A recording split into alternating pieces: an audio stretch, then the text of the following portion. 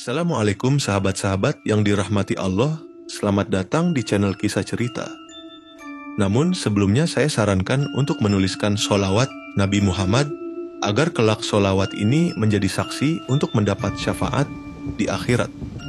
Like dan subscribe ke channel ini sangat membantu menyebarkan dakwah Islam dan menjadi amal jariah. Berikut kisahnya. Raka berdiri mematung di pinggir jalan yang mulai gelap. Langit senja perlahan berubah menjadi malam, dan lampu-lampu warung di sekitar mulai menyala satu persatu. Di hadapannya, berdiri sebuah rumah makan sederhana dengan papan nama kusam bertuliskan, RM Padang Rasa Minang. Tapi anehnya, meski tampak seperti warung kecil biasa, antrean pembeli mengular sampai ke seberang jalan. Ini dia tempatnya, gumam Raka lirih. Matanya menelusuri setiap jengkal bangunan yang tampak tak istimewa. Ia menarik napas dalam, lalu menyelipkan kamera kecil ke saku jaketnya. Tujuannya malam ini bukan untuk makan, melainkan untuk menyelidiki kebenaran di balik lenyapnya Dito, adik satu-satunya, yang tak pernah kembali sejak magang di rumah makan ini 3 minggu lalu. 3 minggu yang lalu, Dito dengan bangga mengirim pesan. "Bang, aku diterima magang di RM Rasa Minang. Katanya ini rumah makan legendaris. Doain ya." Sejak itu, tak ada kabar lagi. Nomor Dito tidak bisa dihubungi. Polisi bilang Dito mungkin kabur karena tekanan kerja. Tapi Raka tahu adiknya bukan tipe pengecut. Malam itu, dengan langkah mantap, Raka menyamar sebagai pelanggan. Ia bergabung dalam antrean, memperhatikan satu persatu pelanggan yang keluar dari rumah makan itu dengan wajah puas. Bahkan tampak seperti orang yang baru saja mengalami pengalaman spiritual. "Enak banget. Gak pernah ngerasain rendang kayak gitu seumur hidup," kata seorang bapak-bapak kepada istrinya sambil menutup mulutnya yang masih mengunyah. Saat gilirannya tiba, Raka disambut oleh pelayan perempuan muda yang wajahnya tampak muram. "Makan di tempat atau dibungkus?" tanyanya datar. "Makan di tempat, Mbak." Pelayan itu mengangguk. Raka diarahkan ke kursi paling ujung, dekat pintu yang menuju dapur. Dari tempat duduknya, Raka mencium aroma rendang yang luar biasa kuat. Tidak seperti rendang biasa. Aroma ini memiliki bau menyengat yang samar seperti daging bakar tercampur kemenyan. Tak lama kemudian, sepiring nasi rendang, gulai otak, dan sambal ijo terhidang di depannya. Raka ragu-ragu, tapi demi menjaga penyamarannya, ia mencicipi sedikit. Dan seketika, lidahnya bergetar. Rasa gurihnya menembus indera. Ada sensasi aneh seperti gelombang listrik yang mengalir dari lidah ke tengkuknya. Ia cepat-cepat meneguk air, berusaha menetralisir rasa itu. Apa ini yang bikin orang ketagihan? Batinnya. Saat malam semakin larut dan pengunjung mulai sepi, Raka menyelinap ke belakang, pura-pura mencari toilet. Ia membuka pintu dapur pelan-pelan. Ruangan itu remang-remang. Hanya diterangi lampu minyak yang bergoyang tertiup angin. Dindingnya dipenuhi noda hitam dan cipratan darah kering. Di pojok dapur, terlihat tungku besar dengan kuali raksasa yang terus mengepul. Lalu Raka melihat sesuatu yang membuat darahnya membeku.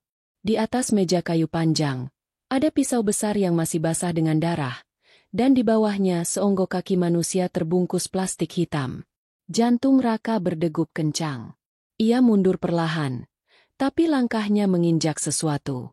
Bunyi dentingan logam bergema, dan dari balik tirai, seseorang muncul. Pak Rahmat, pemilik rumah makan itu, menatap Raka tajam. Wajahnya tenang, tapi matanya penuh ancaman. "Kamu bukan pelanggan biasa, ya?" tanyanya sambil berjalan mendekat. Raka memaksa tersenyum. Saya cuma cari toilet." Pak Rahmat menggeleng pelan. "Toilet bukan di situ. Kamu nyasar terlalu jauh." Raka mundur, bersiap kabur. Tapi 2 pria besar tiba-tiba muncul dari arah belakang, menghalanginya. Mereka menarik Raka ke dalam dapur, membekap mulutnya. "Bawa ke ruang bawah," perintah Pak Rahmat. Dalam gelap, Raka diseret menuruni tangga sempit yang berderit di setiap langkah. Di bawah tanah, terdapat ruangan lembab dengan aroma amis menusuk. Dindingnya dipenuhi simbol aneh dan lilin-lilin kecil yang menyala. Di tengah ruangan, Berdiri patung wanita tua mengenakan pakaian adat Minang, matanya tertutup kain merah, dan tangannya memegang kepala kerbau yang sudah mengering. Pak Rahmat duduk bersila di depan patung itu. Dulu aku cuma tukang nasi keliling. Tapi hidup butuh keberanian. Mereka semua datang sendiri. Termasuk adikmu. Mata Raka membelalak. Dito. Pak Rahmat tersenyum sinis. Dia terlalu penasaran.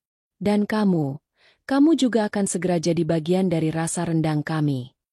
Namun sebelum ritual dimulai, lampu tiba-tiba mati. Suara teriakan menggema dari atas. Api dari lilin mendadak padam satu persatu, dan ruangan berguncang. Apa itu? Tanya salah satu anak buah Pak Rahmat ketakutan. Pak Rahmat berdiri panik. Bukan jadwalnya. Ini belum waktunya. Dalam kekacauan itu, Raka berusaha melepaskan ikatannya. Tali di tangannya mulai longgar, dan dari kejauhan, ia mendengar suara pelan, suara seorang perempuan berbisik. Selamatkan aku Dito. Wajah Raka pucat. Suara itu tak mungkin salah. Gelap menyelimuti ruang bawah tanah.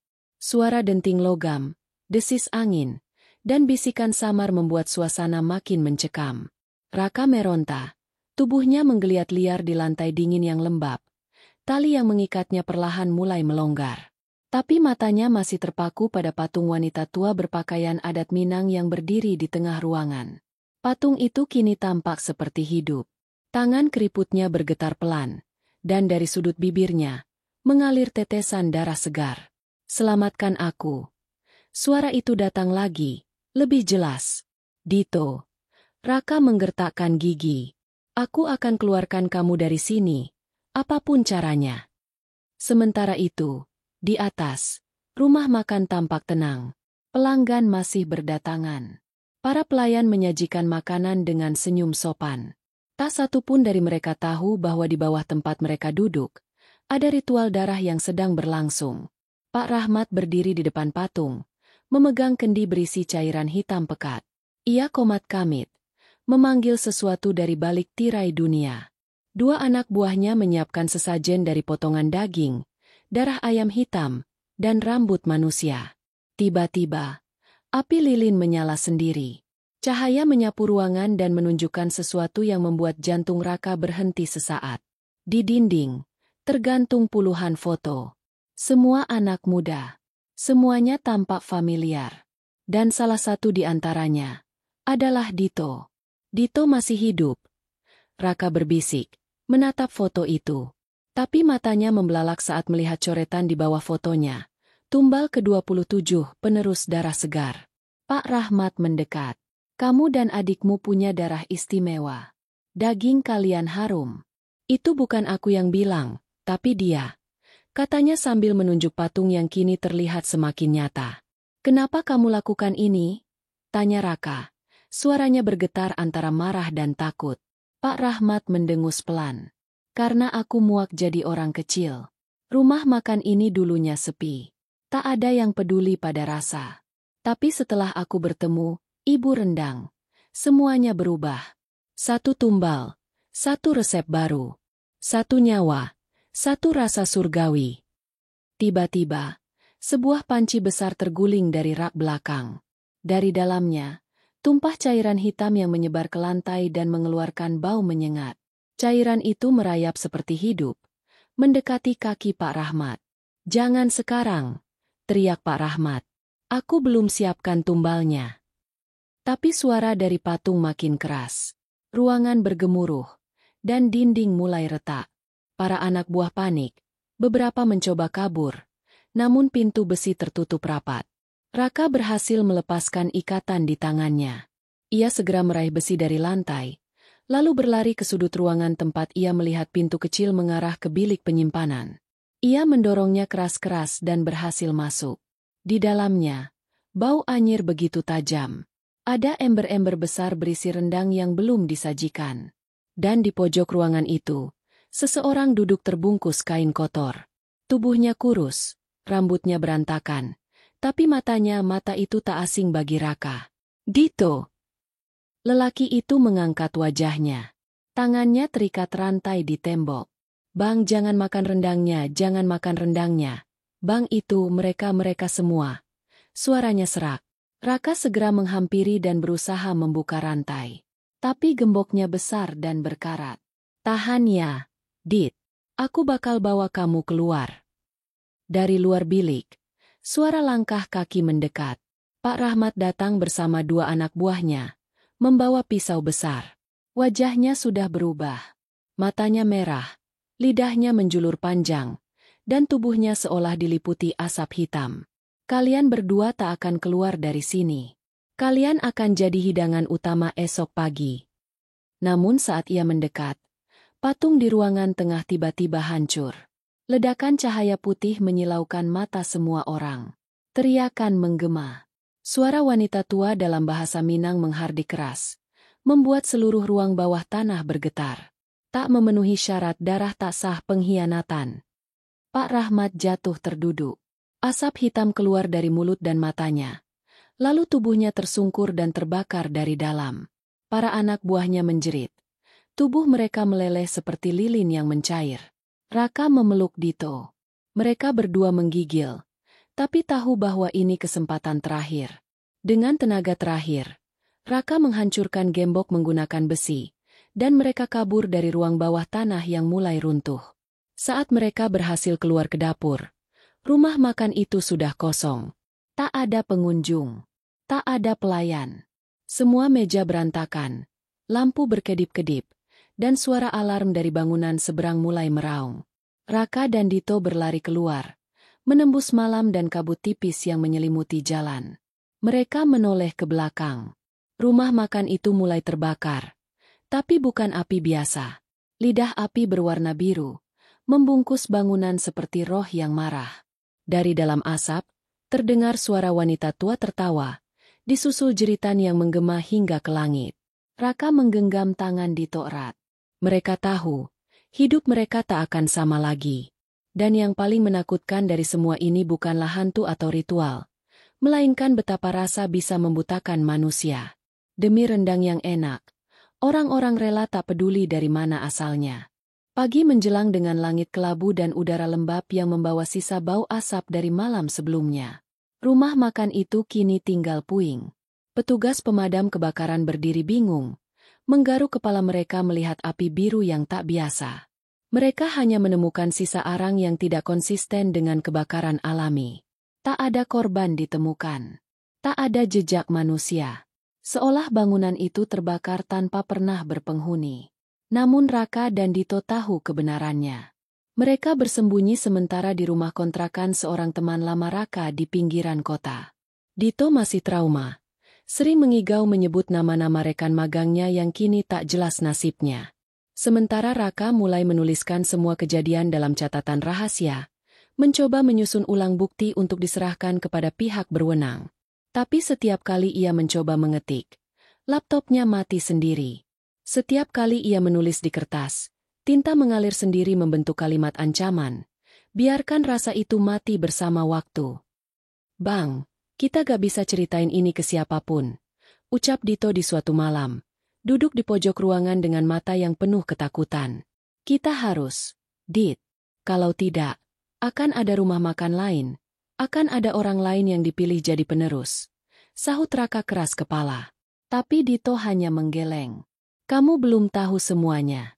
Aku dengar sendiri dari Pak Rahmat waktu dia lagi bicara sama patung itu. Katanya, pesugihan ini bukan satu-satunya. Ada rumah makan lain, di kota lain. Mereka terhubung. Mereka tukar-tukaran resep. Bahkan, ada kitab rendang." Raka menegang. "Kitab rendang?" Dito mengangguk pelan. "Kitab itu katanya warisan turun-temurun. Cuma bisa dibaca sama orang yang sudah mencicipi darah. Pak Rahmat punya salinannya. Disembunyikan di tempat paling atas rumah makan, dekat loteng. Aku dengar dari anak buahnya. Mereka bilang resep terakhir bisa bikin rumah makan gak cuma terkenal, tapi bisa bikin pengunjung tunduk selamanya." Raka berpikir keras. Jika salinan kitab itu masih ada, maka bahaya belum benar-benar berakhir. Ia tahu apa yang harus dilakukan. Malam itu juga, mereka kembali ke puing rumah makan. Dengan bantuan alat penerangan dan helm bangunan, mereka menyelinap ke reruntuhan yang masih menguapkan panas. Di bagian belakang bangunan, Raka menemukan jalan menuju loteng yang sebagian masih utuh. Mereka menaiki tangga dengan hati-hati. Di antara puing kayu hangus dan seng bolong, terdapat sebuah peti besi berukuran sedang. Terkunci. Tapi Dito tahu caranya. Ia menggeser salah satu papan lantai dan menemukan kunci kecil yang dulu selalu dibawa Pak Rahmat. Saat dibuka, peti itu mengeluarkan aroma anyir bercampur rempah-rempah tua. Isinya, lembaran-lembaran kuno, ditulis tangan dalam bahasa campuran Minang dan huruf tak dikenal. Sampul depan bertuliskan, "Rahasia Rasa Abadi." Raka membalik lembar demi lembar. Di dalamnya, ada resep-resep yang terdengar mustahil. Rendang mata manusia, gulai darah perawan, sambal hati bayi. Tapi yang paling mengerikan adalah resep terakhir, yang ditulis dengan tinta merah. Rendang sukma membuka gerbang rasa abadi. Tertulis jelas, butuh satu keluarga berdarah sama. Satu harus hidup, satu harus mati. Daging dimasak sebelum matahari naik. Bila berhasil, pemilik rumah makan akan disembah bukan karena rasa, tapi karena jiwa.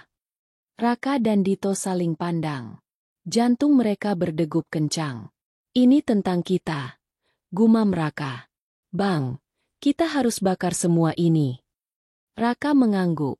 Tapi saat ia hendak menyalakan korek, angin kencang bertiup dari dalam ruangan. Buku itu terbuka sendiri. Dari dalamnya, asap hitam keluar dan membentuk sosok wanita tua berjubah Minang yang mereka lihat di patung bawah tanah. "Satu resep terakhir belum kau lunasi, Rahmat," bisiknya. "Tidak," teriak Raka sambil membakar buku itu dengan api dari korek gas. Asap wanita itu berteriak, berputar seperti pusaran angin sebelum akhirnya menghilang bersama suara retakan dari dalam dinding. Buku itu habis terbakar. Tapi dari debunya, sesuatu masih tersisa. Sebuah batu kecil berwarna merah darah, berbentuk hati, masih utuh di tengah abu. Raka memungutnya. Batu itu hangat, dan denyutnya seperti jantung. "Bang, itu yang bikin rendangnya bikin candu, itu sumber rasa iblisnya," ucap Dito. Raka menggenggam batu itu erat, lalu membungkusnya dengan kain basah dan memasukkannya ke dalam tas kecil. "Kita gak bisa musnahkan ini sekarang. Tapi kita bisa pastikan gak ada orang yang menemukannya." Mereka meninggalkan puing itu dengan napas lega, tapi beban berat di punggung. Mereka tahu, perjuangan belum selesai. Dan rasa bukan sekadar rasa, melainkan pintu gerbang menuju sesuatu yang jauh lebih dalam dari sekadar kenikmatan lidah. Malam itu, mereka menghilang. Tak ada yang tahu kemana mereka pergi. Tapi satu hal yang pasti, rumah makan Padang yang dulunya selalu ramai, kini hanya tinggal legenda. Dan orang-orang yang pernah makan di sana tak pernah bisa menemukan rasa yang sama seumur hidup mereka. 3 bulan telah berlalu sejak insiden pembakaran rumah makan Rasa Minang. Kota kecil tempat bangunan itu berdiri mulai melupakan tragedi yang tak pernah benar-benar dijelaskan oleh pihak berwenang. Berita menyebut kebakaran disebabkan korsleting listrik, namun masyarakat yang pernah mencicipi rendang legendaris itu masih dibayang-bayangi rasa yang tak bisa tergantikan.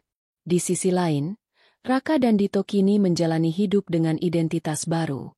Mereka berpindah dari satu kota ke kota lain, menghindari perhatian, dan membawa satu beban yang tak bisa mereka lepaskan, batu merah yang mereka sebut jantung rasa. Batu itu mereka simpan dalam peti baja kecil yang dikunci rapat dan dikubur di dalam tanah setiap malam, karena Raka sadar, selama benda itu masih ada, pesugihan itu belum benar-benar berakhir. Namun pelarian mereka tak berlangsung lama. Suatu malam, di sebuah kota pesisir Sumatera Barat, mereka menemukan selebaran menempel di tiang listrik. Grand Opening RM Rasa Surga, Cita Rasa Minang tak tertandingi. Raka terdiam menatap tulisan itu. Gambar pada selebaran memperlihatkan menu rendang berwarna lebih gelap dari biasanya, hampir kehitaman, dan dalam sorotan lampu, tampak mengilap seperti daging bakar yang diasapi dengan darah. "Bang, gaya desainnya sama. Nama rumah makannya mirip. Ini pasti bukan kebetulan," gumam Dito.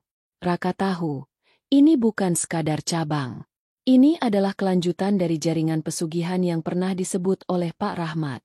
Mungkin pemilik rumah makan yang baru adalah rekan sepesugihan, atau lebih parah, penerusnya.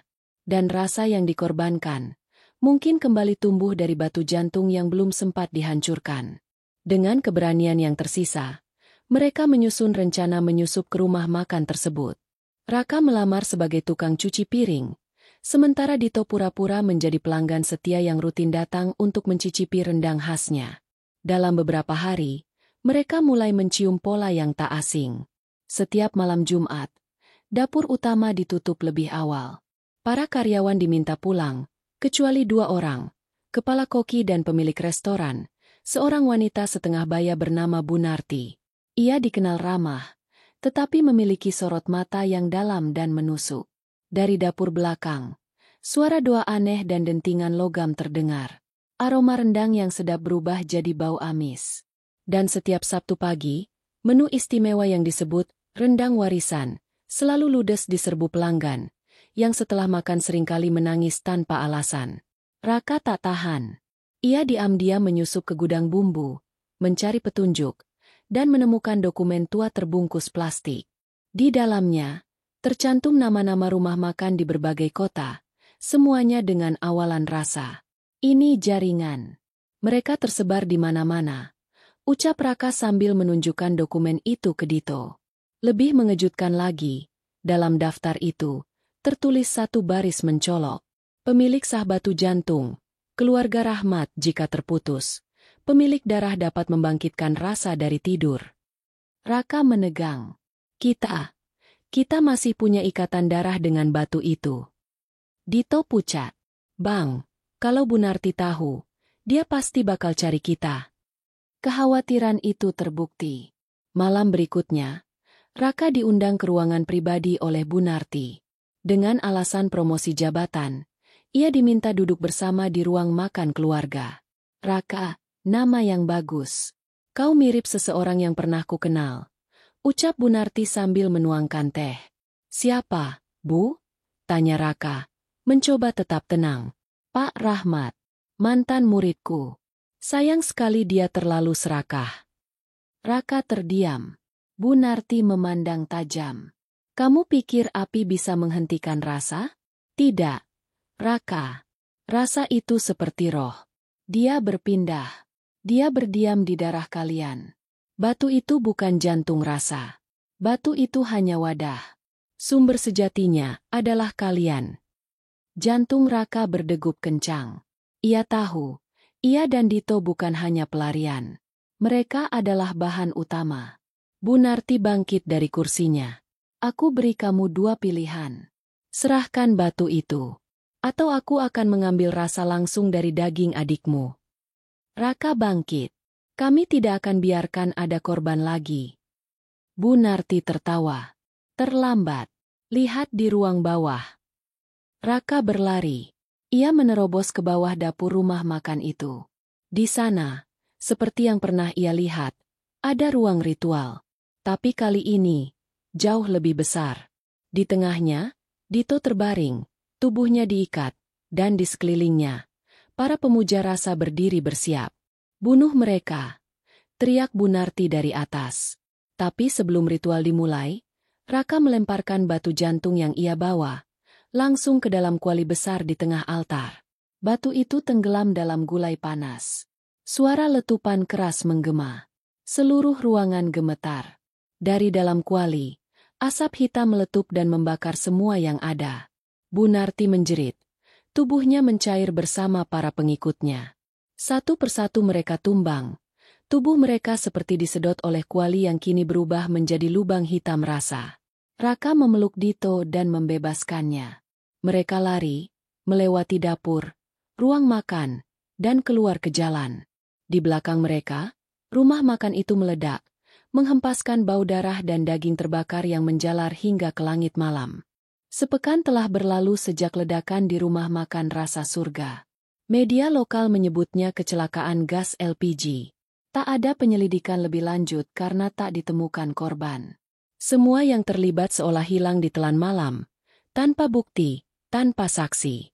Namun Raka dan Dito tahu, Apa yang mereka hadapi bukan sekadar ledakan, melainkan perlawanan terakhir dari rasa terkutuk yang ingin terus hidup melalui tubuh manusia. Mereka bersembunyi di kota lain. Kali ini di sebuah desa terpencil di kaki Gunung Singgalang. Desa ini hanya memiliki sedikit penduduk, tanpa rumah makan, tanpa jaringan restoran. Tempat sempurna untuk menghilang. Namun rasa tak mengenal batas ruang. Setiap malam, Raka bermimpi. Mimpi yang sama. Ia berdiri di tengah meja makan besar. Di sekelilingnya, duduk sosok-sosok yang tak punya wajah, tapi semuanya memegang sendok dan garpu. Mereka mengetuk meja, perlahan lalu makin keras. Kami lapar, kami lapar. Raka terbangun berkeringat, dadanya sesak. Ia keluar rumah, duduk di beranda, dan melihat langit malam yang pekat. Tak ada bintang, hanya bulan sabit yang menggantung dingin. Di dalam rumah, Dito mulai berbicara dalam tidurnya. Kadang menyebut nama Bunarti, kadang berbisik dalam bahasa Minang yang tak ia kuasai. Raka merasa, meskipun batu jantung telah hancur, rasa itu masih menempel di darah mereka. Suatu pagi, Raka pergi ke pasar kecil di desa. Ia tak berniat membeli apa-apa, hanya ingin mengalihkan pikiran. Namun langkahnya terhenti ketika melihat seorang pria tua menjual daun-daun kering dan ramuan akar. Pria itu menatapnya lama, lalu berkata pelan, "Rasa di tubuhmu belum mati, nak." Raka terpaku. "Apa maksud Bapak?" "Aku mantan koki. Dulu pernah hampir terjebak dalam rasa. Tapi aku kabur sebelum lidahku diambil." Raka duduk. "Apa ada cara untuk menghentikannya? Menyingkirkan rasa itu dari tubuh kami?" Pria itu menatap langit.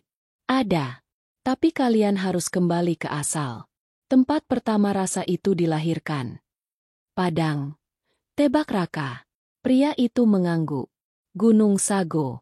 Di sana, ada bekas dapur tua. Konon, itu tempat pertama seorang wanita memasak rendang untuk setan, sebagai imbalan agar anak-anaknya tak kelaparan. Resep pertama itu masih terukir di batu. Dan selama batu itu ada, rasa akan terus hidup." Raka kembali ke rumah, menceritakan semuanya pada Dito. Meski lelah, mereka sepakat bahwa pelarian tidak cukup. Mereka harus mengakhiri semuanya di tempat asalnya. Perjalanan menuju Gunung Sago memakan waktu 2 hari. Mereka melewati desa tua yang ditinggalkan, hutan yang sepi, hingga akhirnya tiba di lereng gunung yang dipenuhi batu-batu berlumut dan bekas dapur batu yang sudah rapuh dimakan waktu. Tapi ada yang ganjil. Bau rendang samar tercium. Padahal tak ada siapa-siapa. Di tengah area dapur batu itu, mereka menemukan batu pipih besar dengan tulisan kuno yang hampir terhapus. "Rasa adalah pemberian. Tapi jika disalahgunakan, dia akan memakan pemberi." Dito mendekat, dan saat ia menyentuh batu itu, seluruh tanah bergetar. Udara berubah dingin. Dari balik pepohonan, muncul sosok wanita tua berpakaian Minang. Wajahnya rusak, matanya hitam legam, dan rambutnya menjuntai seperti tali tambang. "Kalian darah terakhir, rasa terakhir, serahkan tubuhmu, maka semua rasa akan kembali." Raka berdiri di depan Dito. "Tidak, kami akan mengakhiri ini." Wanita itu melayang di udara. Mulutnya membuka lebar seperti jurang. Dari dalam tubuhnya keluar ribuan lidah, menjulur ke arah mereka. Raka melemparkan botol berisi sisa darah dari dapur rasa Minang, yang ia simpan diam-diam selama ini. Botol itu pecah di atas batu pipih. Tanah mendesis. Batu itu terbelah. Cahaya merah menyala dari dalamnya, dan suara tangis wanita dan anak-anak terdengar saling bersahutan. "Bukan aku yang salah, aku hanya ingin anak-anakku kenyang." Suara itu lirih, lalu berubah menjadi jeritan panjang. Sosok wanita itu meledak dalam cahaya merah. Seluruh area dapur terbakar. Pohon-pohon menghitam. Langit mendung berubah cerah. Rasa itu, akhirnya, mati. Beberapa bulan kemudian, Raka dan Dito kembali ke kehidupan biasa. Mereka membuka usaha kecil, bukan rumah makan, tapi toko buku tua. Mereka tak lagi memakan rendang. Bahkan mencium aromanya saja sudah cukup untuk membuat mereka gemetar. Namun di rak buku mereka, disimpan satu kotak kecil, terkunci rapat, tanpa label. Di dalamnya hanya satu benda, selembar tulisan tangan dari dapur Gunung Sago, bertuliskan satu kalimat terakhir. Rasa adalah kutukan, jika tak disertai nurani. Beberapa tahun telah berlalu sejak kejadian di Gunung Sago. Raka dan Dito kini hidup tenang di kota kecil dekat perbatasan provinsi. Toko buku mereka berkembang perlahan, dengan pelanggan setia dari kalangan pelajar, penulis, dan sesekali petualang yang sekadar mampir untuk membeli peta tua atau buku langka. Mereka tidak pernah membicarakan kejadian masa lalu. Tidak ada lagi diskusi tentang rendang, pesugihan, atau rasa yang menyesatkan. Semua dikubur rapat dalam kenangan, seperti mimpi buruk yang tak ingin diingat. Namun suatu sore, ketika matahari hampir tenggelam dan langit berwarna oranye kemerahan, seorang pria tua masuk ke toko. Wajahnya asing, tapi sorot matanya menyimpan sesuatu yang aneh. Ia mengenakan jas panjang coklat, membawa tas kulit usang, dan berjalan pelan ke arah meja kasir. Raka menyambut dengan sopan. "Selamat sore. Ada yang bisa saya bantu, Pak?" Pria itu menatap rak buku di belakang Raka, lalu tersenyum tipis. "Saya hanya mencari rasa yang hilang." Raka membeku. "Maaf, Pak, kami hanya menjual buku." Pria itu membuka tas kulitnya. Dari dalamnya, ia mengeluarkan sesuatu yang membuat jantung Raka hampir berhenti. Sebuah botol kecil, berisi cairan merah gelap, dengan label robek bertuliskan huruf Minang kuno. Dito yang baru datang dari gudang, langsung menjatuhkan dus yang dibawanya. Matanya melebar. Itu darah dapur." Pria tua itu mengangguk pelan. "Saya dulunya murid Bu Narti. Tapi saya bukan pemuja rasa. Saya hanya pencicip. Saya tahu rasa yang benar. Dan saya tahu kalian memilikinya." Raka mundur satu langkah. Itu sudah berakhir. Tidak ada lagi rumah makan. Tidak ada lagi batu. Tidak ada lagi pengorbanan. "Tapi rasa tidak bisa mati," jawab pria itu. "Ia hanya tidur. Dan kalian adalah pelanggannya yang terakhir. Setelah kalian, dia akan tenang." Dito menggenggam meja erat. "Kami tidak mau lagi terlibat. Bawa itu pergi." Pria itu menatap mereka lama. "Kalian tahu apa yang terjadi dengan orang-orang yang dulu pernah makan di rumah makan rasa Minang? Mereka semua mati perlahan. Karena rasa itu tinggal di tubuh mereka. Dan satu-satunya penawarnya adalah rasa terakhir. Rasa dari darah kalian." Raka terdiam. Ia mengerti maksud pria itu. Rasa terkutuk itu telah menyebar. Pelanggan yang dahulu tergoda kelezatan rendang iblis itu kini membawa rasa itu dalam tubuh mereka. Dan satu-satunya cara mengakhirinya adalah membuat rasa baru dengan pengorbanan terakhir. "Kalau begitu," kata Raka pelan, "bawa aku, tapi lepaskan adikku." "Tidak!" Dito berteriak. "Kita sudah selamat sekali. Kita gak bisa kembali ke sana." Pria tua itu menatap mereka dengan tenang. "Aku tidak bisa memaksa. Tapi ingat, setiap hari kalian menolak, satu demi satu mantan pelanggan akan jatuh. Rasa akan bangkit kembali. Mungkin bukan dari kalian, tapi dari orang lain."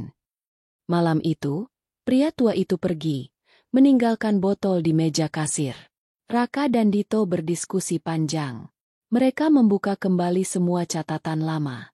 Kitab rasa sudah dibakar. Batu jantung sudah hancur. Tapi esensi rasa itu ternyata menempel pada yang pernah mencicipinya.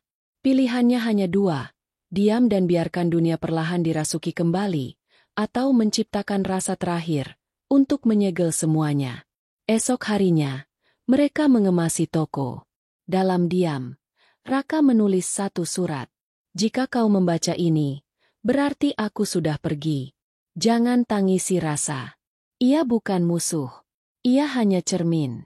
Dan aku memilih untuk menghancurkannya dari dalam."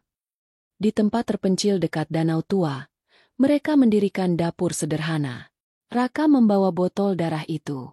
Ia memasaknya dengan ramuan dari pria tua itu, yang ternyata adalah satu-satunya pencicip yang bertahan dari jaringan pesugihan. Tidak ada daging manusia. Tidak ada darah korban. Hanya bahan alami dan satu tetes darah Raka sendiri. Dito menyaksikan dalam diam. Kali ini, bukan pesugihan, tapi pengorbanan. Setelah rendang itu selesai, mereka membakarnya perlahan, seperti upacara pemurnian. Aroma pedas memenuhi udara. Tapi kali ini tidak ada bisikan. Tidak ada tawa wanita tua. Hanya sunyi dan api yang membersihkan. Botol darah terakhir mereka tenggelam dalam api.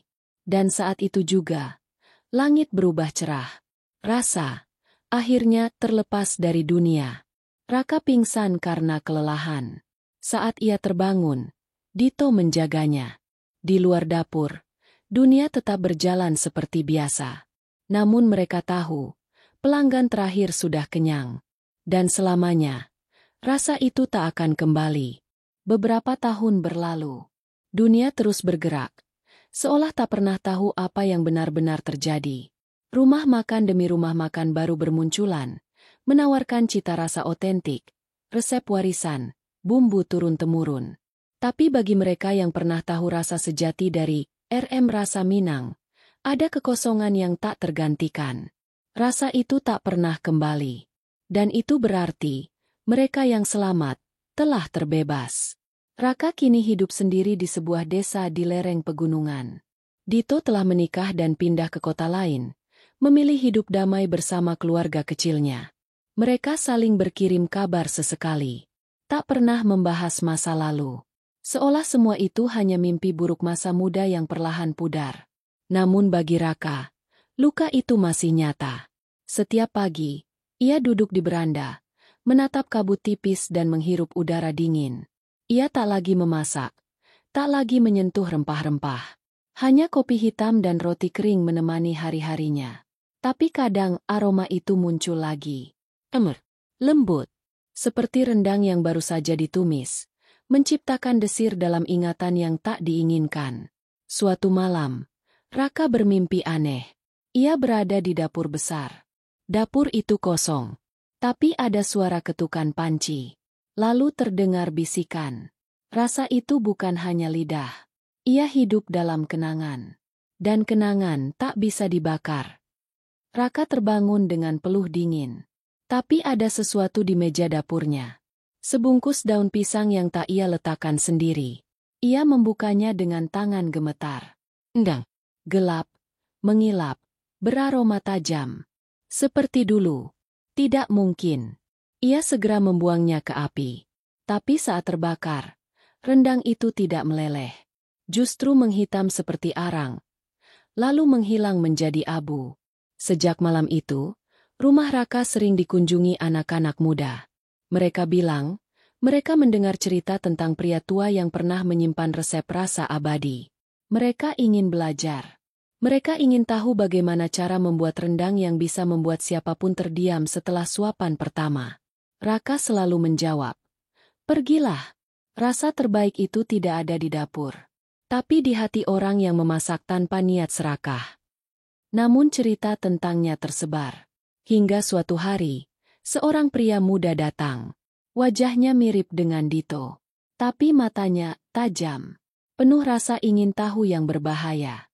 Ia duduk di beranda, memesan kopi, lalu berkata, "Aku dengar, dulu Paman Raka pernah punya warung legendaris." "Benar." Raka hanya tersenyum. Warung itu sudah lama runtuh.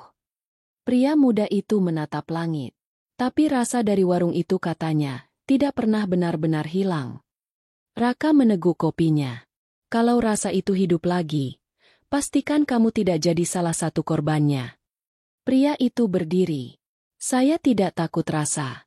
Saya hanya takut jika hidup terlalu hambar." Dan ia pun pergi. Malamnya, Raka kembali bermimpi. Ia melihat dapur besar menyala terang. Di tengahnya, seseorang berdiri, memasak dengan senyum puas. Di sekelilingnya, meja panjang penuh pelanggan yang makan dengan rakus. Raka mendekat. Dan saat wajah koki itu menoleh, Raka terdiam. Itu pria muda tadi. Di pagi yang dingin, Raka menulis surat terakhir untuk Dito. Jika rasa itu hidup kembali, Itu karena kita tak mengubur ingatan. Tapi tak apa, Dit. Biarkan dunia mengenalnya lagi. Mungkin kali ini, manusia sudah lebih siap untuk tidak diperbudak oleh lidah. Lalu ia berdiri, menatap langit, dan untuk pertama kalinya, ia mencium aroma rendang tanpa rasa takut. Bukan aroma darah, tapi aroma kenangan. Dan kenangan memang tak bisa dibakar.